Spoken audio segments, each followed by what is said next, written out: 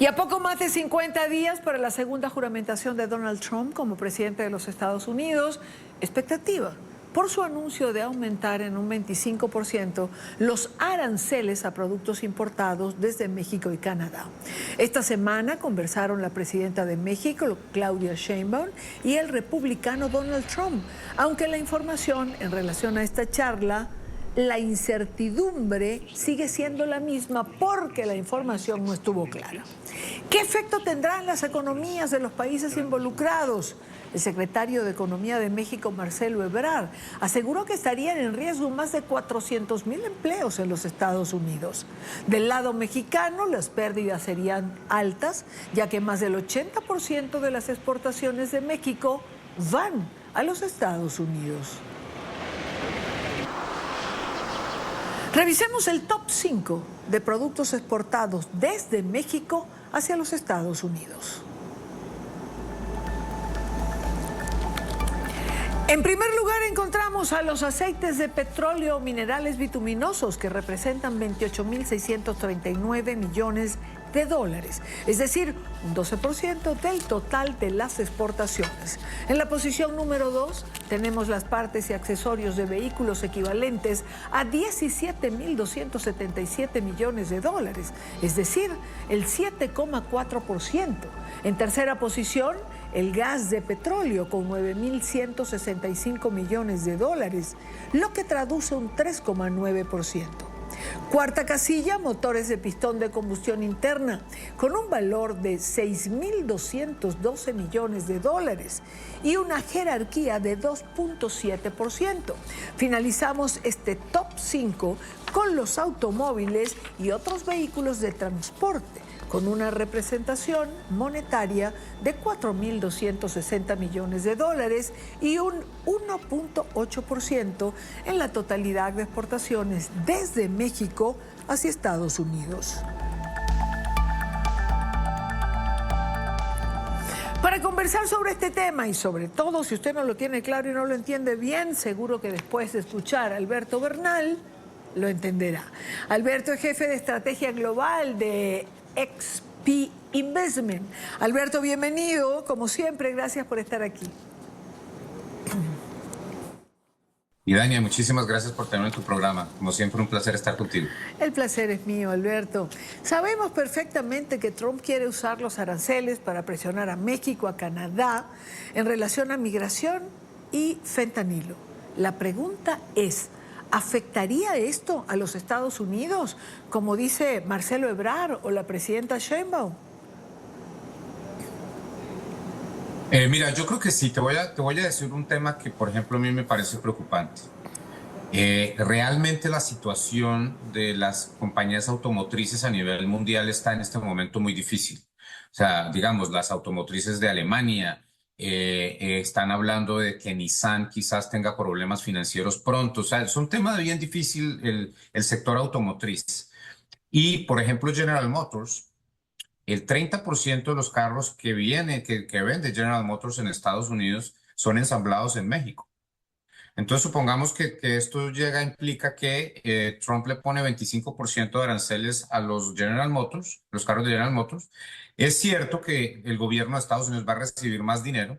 Es cierto que México, muy seguramente a través de una depreciación de la moneda adicional, te pagaría parte del costo de las tarifas, pero realmente lo que va a pasar es que Wall Street va a mirar la acción de General Motors y va a decir, están teniendo que cobrar mucho más, sus costos están subiendo, los consumidores norteamericanos van a comprar menos y por lo tanto la acción de General Motors tiene que caer. Entonces, la forma como funciona esto, y Dania, el camino pues de efecto es, se toman las decisiones, eso genera una reacción en el mercado financiero. Al caer los precios de las acciones, se fuerza a que las empresas tomen actitudes más de conservadoras, digamos, quizás disminuir número de empleados, disminuir producción, etcétera, porque la situación se pone mucho más difícil. Entonces las empresas se ven obligadas a mantener su cash y eso genera obviamente unas oleadas negativas. Básicamente, mira, el proteccionismo siempre es mala noticia. Esto no tiene ninguna parte buena desde el punto de vista económico. Ahora, el ejemplo que pones ya nos lleva a imaginar, a concluir, a entender que el ciudadano de a pie se va a ver absolutamente afectado. Leía que, digamos, estos aranceles o la subida de estos aranceles puede implicar un costo adicional promedio para una familia de $1.500, $2.000 anuales. Sí, a ver, todos estos ejercicios, Idania, son difíciles de hacer porque asumen Sí. que en el futuro cualquier decisión que se tome no afecta a otras variables. Eso en estadística se llama un ejercicio estático. Eso nunca funciona así. Desafortunadamente, el trabajo que tenemos nosotros es que pues, pasan cosas y los efectos son muchísimo más complicados de predecir. Por ejemplo, déjame darte un ejemplo. Si las tarifas, si Trump, digamos, pone tarifas de 25% para las importaciones de Canadá o de México, digamos que esos son los efectos. Eso eventualmente pasa. Yo creo que eso no va a pasar, pero supongamos que pasa.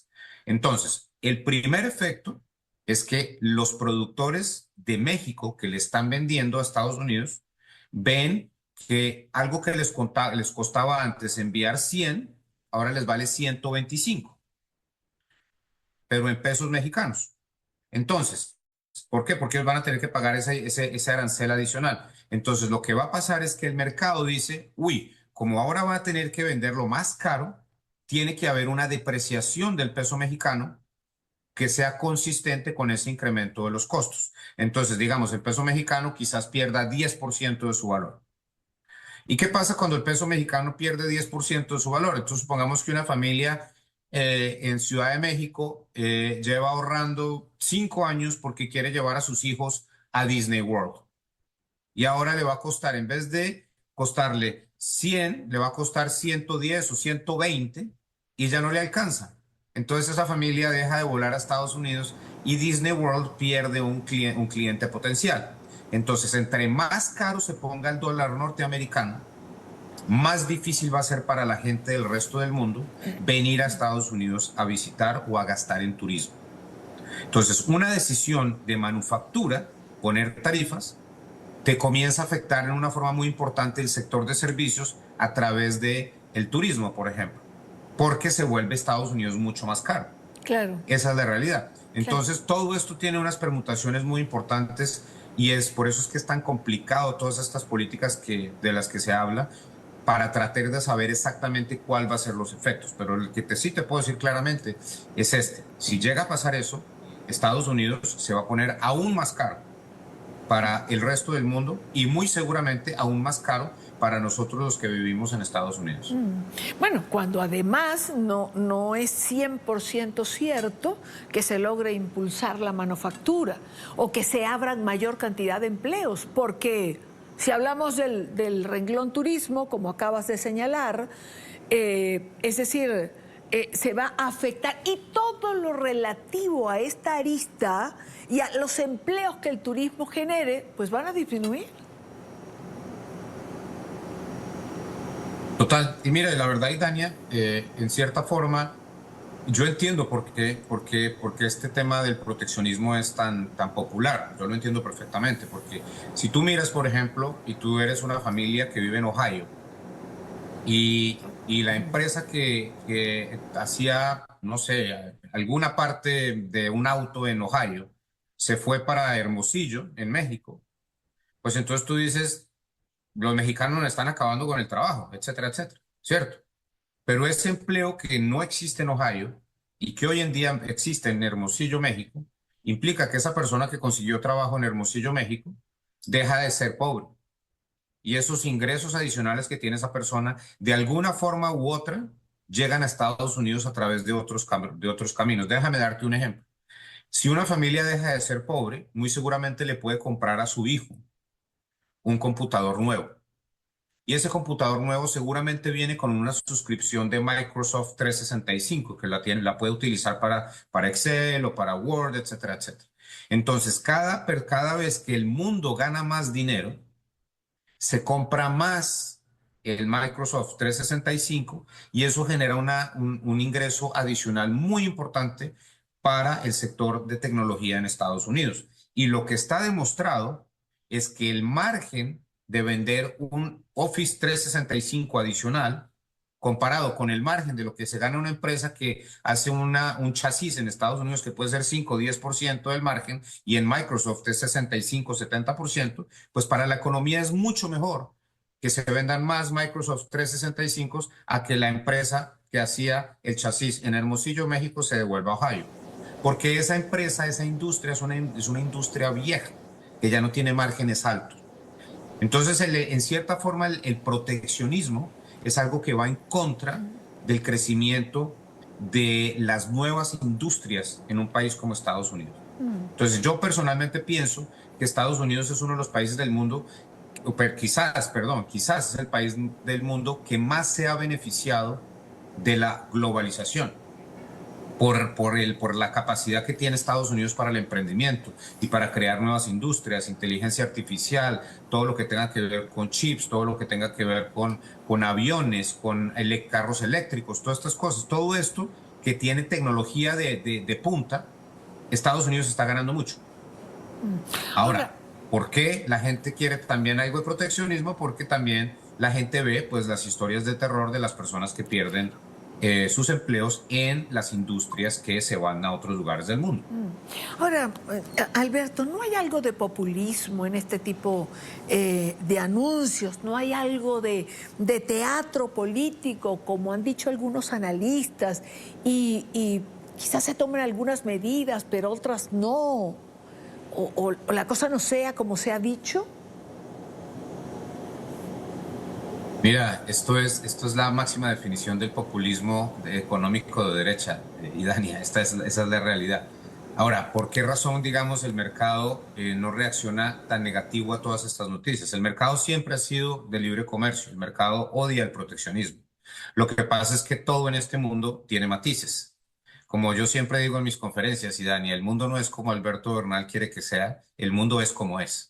Es lo que nos tocó y es lo que tenemos, con lo que tenemos que vivir. Entonces, el mercado, por ejemplo, dice, no me gusta el proteccionismo de Trump, me toca convivir con el proteccionismo de Trump porque Trump necesita, en cierta forma, ayudar a estas personas que han perdido sus empleos en industrias que ya son industrias de antaño, no son industrias de nuevas industrias, pues, pero hay que mirar cómo se arregla un poco ese problema. Entonces, me llevo ese costo económico, pero lo que sí celebro es que el presidente Trump muy seguramente va a cambiar todas las reglas de juego para lo que tiene que ver con las regulaciones que están afectando el crecimiento económico en Estados Unidos. Regulaciones excesivas desde el punto de vista ambiental, regulaciones excesivas en términos de punto de vista de licencias previas, regulaciones excesivas en términos de la capacidad del sector bancario para consolidarse. Todas estas cosas, digamos, que van a cambiar con Trump, que van a generar mucho espacio para que haya transacciones que optimizan digamos, la economía a través de fusiones, adquisiciones, destrucción creativa, todas estas cosas que nos gustan a nosotros los economistas neoliberales. Eso va a ocurrir con Trump. Entonces tú tienes unas de sal, otras de azúcar, ¿cierto? Entonces unas negativas, otras positivas, pero el balance, digamos, es lo que ve el mercado positivo y por eso los mercados siguen subiendo, las acciones siguen subiendo. Claro, esperemos que el mercado se mantenga o que el balance se mantenga. Alberto Bernal, gracias por acompañarnos como siempre.